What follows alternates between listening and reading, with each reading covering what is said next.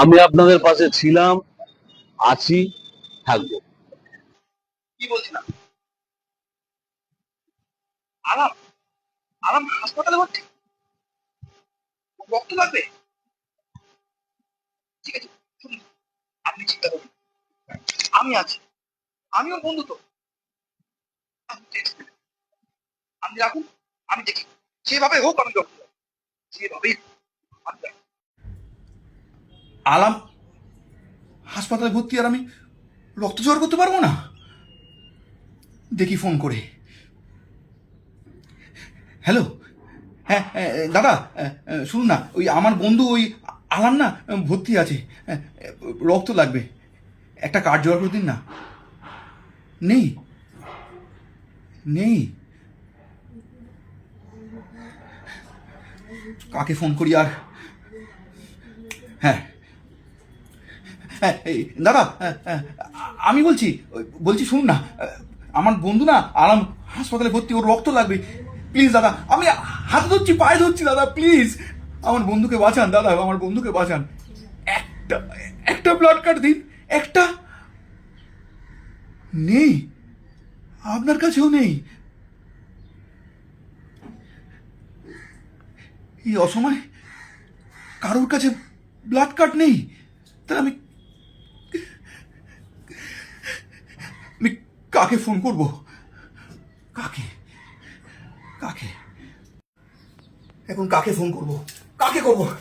শোন, এখন তুই ইয়ার্কি করার সময় না, আমার সঙ্গে মজা করিস না।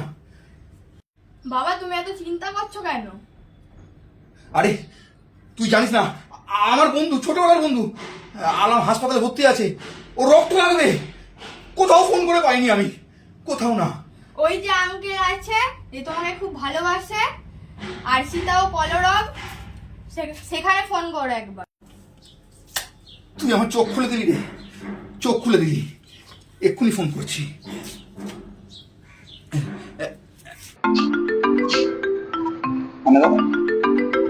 হ্যালো, হ্যাঁ, এটা আরশিতা কলরব, বলুন।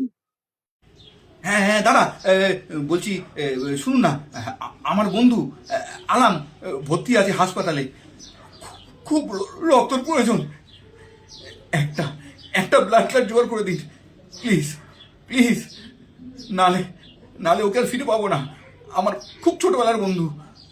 আর আপনি চিন্তা করবেন না, কুমার স্যার এখান থেকে, আরশিতা কলরবের সভাপতি কুমার স্যার এখান থেকে আজ পর্যন্ত কেউ কোনোদিন খালি হাতে ফেরেনি। আপনি তাড়াতাড়ি আমাদের অফিসে চলে আসুন, আপনি ব্লাড কার্ড নিয়ে গিয়ে আপনার বন্ধুর প্রাণ বাঁচান। ধন্যবাদ, ধন্যবাদ দাদা, আমি এক্ষুনি আসছি, এক্ষুনি আসছি, এক্ষুনি। রক্তদান, আপনার রক্তে একটি প্রাণ বাঁচবে, রক্তদান মহৎ কাজ, তাই রক্তদান করুন এবং অবিলম্বে করুন। আর রক্ত দিলে আপনার রক্ত শেষ হবে না, কিন্তু মানুষের প্রাণ বাঁচবে।